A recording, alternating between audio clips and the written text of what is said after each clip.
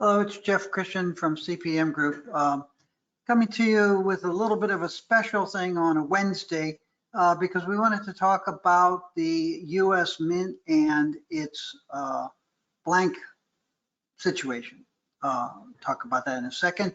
And I'll also throw in some words about silver stocks, silver inventories in perspective. Around the 28th of May, we found this on the 28th of May. It may have come out sooner. It has no date on it, but it was posted on the internet, and it appears to have come from the Mint, U.S. Mint, and it has certain lines in it, like the global silver shortage has driven demand for our products very high. And CPM Group is a research company.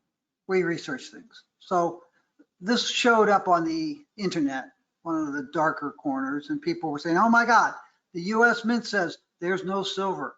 They're running out of silver. So we asked the US Mint about it, and several people said, what? We haven't seen that.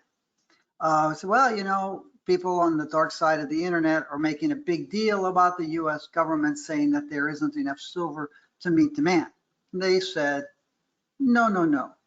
So today they issued a clarification, and it's actually available on the website of the Mint, as opposed to the other one, which wasn't there. And they said, look, it's not that there's a shortage of silver, it's a shortage of blanks. I won't bore you with the details, partly because they are corporate confidential to the blank manufacturers that the US Mint uses to make the blinks. But basically, there's been some things going on with the companies that make the blanks that get made into not only silver eagles, but also other silver coins that the US Mint produces. And the shortage that the Mint has is with the blanks, not with silver. And in fact, the Mint has much silver in its own inventories available to it to make the blanks. It's just that the blanking process has been delayed. So that's the reality of it. And the Mint said, yeah, we didn't mean to give the impression that we think that the world is running out of silver or that there's not enough silver for us. There's just not enough silver blanks. And I will say this, the US government, the US Mint, we work with most mints in the world.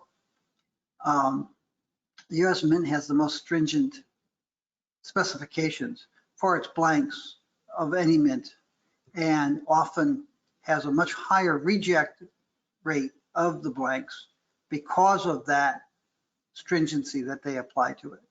So it's a matter of the blanks. That's all it is.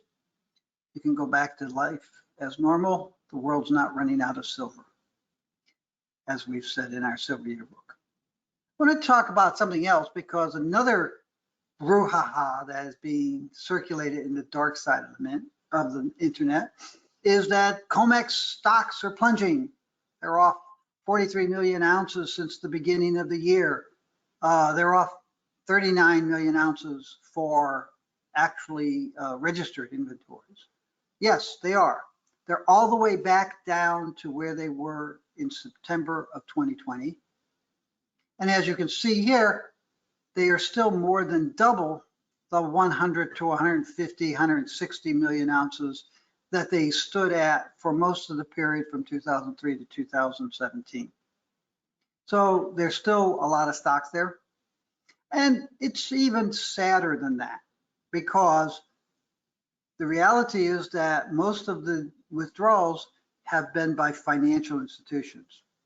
Those are bullion banks. Oh, some people call them merchants. Bullion banks have been the major withdrawer, and most of the silver appears to be going to industrial users who are increasing their silver production, silver product demand because of the rejuvenating economy. So while some people may have this self-deluded narcissistic desire to take credit for draining the Comex inventories, the reality is that Comex inventories are still at record highs. and that most of the draining has actually reflected a return to normal.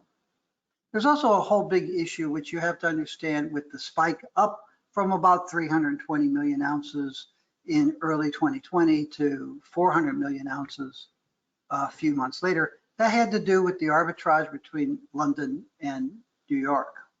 And some of the draining has to do with the disappearance of the arbitrage that made it advantageous to take metal out of London and into New York. If you bought our silver yearbook, you would have seen the charts of the London inventories and how London inventories actually fell in that same period of early 2020 when Comex was rising. And that reflected the fact that the arbitrage was such that you moved metal out of London into New York, and that arbitrage opportunity is gone. Someone was trying to get me to try to explain to them, and I used the metaphor that they're looking at a bucket with a hole in it, and the water's draining out of the hole. And they're saying, oh my goodness, the bucket's going to run out of water. But they seem to have forgotten that the person holding the bucket is standing under a waterfall, much larger in volume than the bucket, and easily able to refill the bucket on a moment's notice anytime he wants to and needs to. Yeah, the Comex stocks are not static. And in fact, there's metal that comes in and out of these depositories every day from refiners and producers going off to fabricators. So those stocks are constantly in motion, and they're part of a broader market that can replenish those stocks if needed. But if you look at the history, and I apologize, this chart only goes back to 2003. If you buy the silver yearbook, you can get this data going back into the 80s. The reality is that the silver market in the Comex has not needed 300 million ounces of silver for most of its existence and doesn't need it today. And again, that's also covered in our report where we talk about the relationship between open interest and deliveries and inventories, because it's really important to understand it's the relationship between deliveries and inventories that matter, not open interest and inventories.